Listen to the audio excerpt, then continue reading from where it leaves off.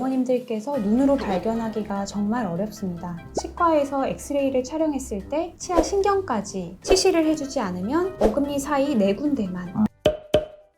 우리 아이 건강지킴이 왑입니다. 안녕하세요. 지난 영상에 이어서 소아치과 전문의 정윤선 원장님 모시고 3세에서 6세까지 우리 아이들 위한 최적의 양치 방법에 대해서 알아보겠습니다. 중요한 포인트만 콕 짚어드리고 쉽게 치실하는 팁 알려드리겠습니다. 기대해주세요. 지금 벌써 1, 2편에 걸쳐서 한간에 화제가 됐어요. 지금 오늘은 최종판입니다. 아이가 3살 이상 되면 양치 방법이 달라진다고 하는데 3세 이하는 유치 어금니가 이제 막 나와서 어금니 사이에 공간이 있습니다. 그런데 3세 이상부터는 이 사이가 점점 좁아져서 빡빡해지기 때문에 치실을 해주지 않으면 이 친구처럼 치아 사이에 충치가 생겨요. 어금니 사이에 생기는 충치는 어머님들께서 눈으로 발견하기가 정말 어렵습니다. 이미 이 친구처럼 눈으로 보일 정도가 되면 치과에서 엑스레이를 촬영했을 때 치아 신경까지 파고든 경우가 많고요. 그러면 신경치료를 해야 할 경우가 굉장히 많습니다. 어린애들이 신경치료까지 한다니까 너무 고생일 것 같은데요. 그죠? 울고 네. 난리 나겠네요. 네, 저도 어린아이들이 이렇게 신경치료가 필요할 정도로 썩지 않았으면 합니다. 그래서 어머님들께서 꼭 치실을 해주셔야 합니다. 유치 어금니는 이렇게 2개씩 있고요. 그 사이는 사진처럼 꽉 붙어 있어서 음식물은 들어가기 쉽지만 칫솔질만 해서는 거의 안 닦인다고 보시면 됩니다. 아, 그러니까 치실을 꼭 하자고 하는군요. 그러면 어떻게 하면 좀 쉽게 할 수 있을까요? 네, 저는 어머님들께서 모든 치아 사이를 치실하면서 힘들이시지 말고요. 꼭 해야 하는 부위인 어금니 사이 4군데만 매일 자기 전에 해주시는 것을 부탁드립니다. 어금니 사이에 꼭 해줘야 되는 이유가 있나요? 유치 앞니는 초등학교 저학년 때 흔들려서 빠집니다. 그런데 유치 어금니는 초등학교 고학년 때까지 오랜 기간 써야 하는 치아이기 때문에 신경을 더 써주셔야 합니다. 아이를 눕혀서 이렇게 손잡이가 달린 치실을 잡으시고요. 이때 어금니 사이에 대고 잇몸 방향으로 누르면 힘을 줘도 잘 안 들어가고 아이만 아파해요. 그래서 이때 팁은 아래 방향으로 누르는 것이 아니라 톱질하듯이 왔다 갔다 하면서 내려가셔야지 치실도 잘 들어가고 아이도 안 아파합니다. 치실이 흥부놀부전에 나오는 톱처럼 생겼어요. 이렇게 쓱싹쓱싹 이렇게 들어가게. 그죠? 흥부놀부전 모르시는 건 아니죠? 아닙니다.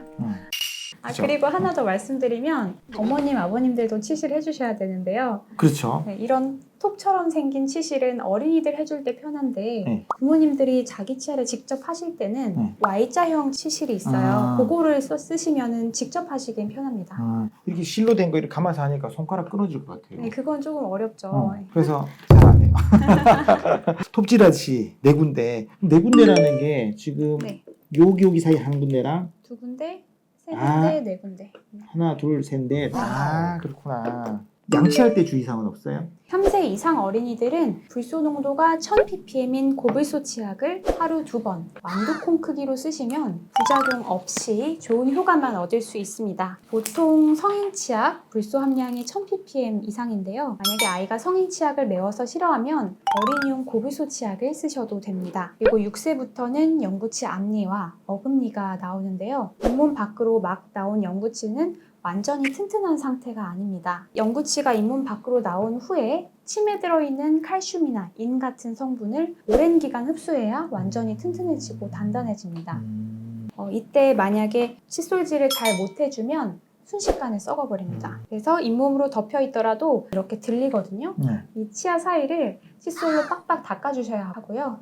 추가로 매일 자기 전에 칫솔질 후에 불소 가글을 해주시는 것을 추천드립니다. 이 가글을 세게 한다면은 잇몸 사이에 덮인 부분을 빠르게 단단하게 만들 수도 있고요. 덮인 부분에 낀 음식물을 빼줄 수도 있습니다.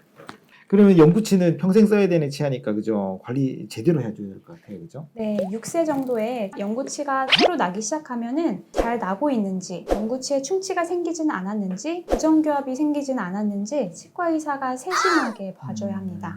여기서 아까 말씀하셨던 이 1000ppm이 항상 우리가 1000ppm은 쌀알이었는데 3살 넘어가니까 이제 1000ppm이 완두콩이 되는군요. 네, 맞습니다. 그러면 6살 이후에는 어떻게 관리해야 될까요? 영구치 어금니가 올라오고 1년 정도 지나면 영구치와 앞에 있는 유치 사이도 빡빡해집니다. 그 사이도 치실을 해주셔야 되는데요. 사실 초등학교 3학년 전까지는 아이들이 손동작이 섬세하지 못하기 때문에 직접 하기는 힘들어서 어머님들께 해주시는 것을 부탁드립니다. 자기 전에 아이가 양치를 끝내고 나면 어머님들이 잘했나 봐주시면서 영구치, 제일 뒤에 있는 영구치 사이 부분을 치실을 또 4군데를 해주시면 좋을 것 같습니다. 그리고 3, 4학년이 돼서 아이가 어느 정도 섬세한 손동작이 가능해지면 아이도 치실 방법을 직접 해볼 수 있겠죠.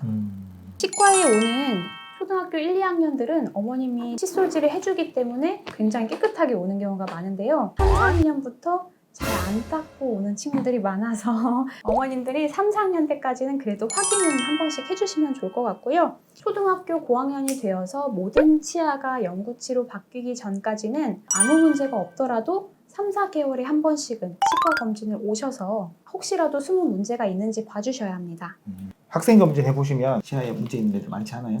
네, 보통 치아에 문제가 있는 경우에는 증상이 많이 없는 경우가 그렇죠. 있어요. 뼈속에 있는 영구치에도 문제가 있는 경우가 있기 때문에 어머니께서 치과 검진에 빠지지 않고 오시는 게 좋습니다. 맞습니다. 지금 3세에서 6세 그리고 그 이상에서 중요한 거는 치실이네요. 치실, 그죠? 네, 그래서 맞습니다. 톱질하듯이 슬근슬근 하고 나서는 불소 또 가글도 네. 중요할 것 같고, 그리고 초등학교 고학년으로 올라가서 문제 없을 것 같지만 꼭 데려와서 주기적으로 검진을 받자. 고불소 치아, 이 1000ppm짜리 완두콩 크기가 된다는 거. 이거는 정말 500, 1000 엄청 중요한 것 같아요.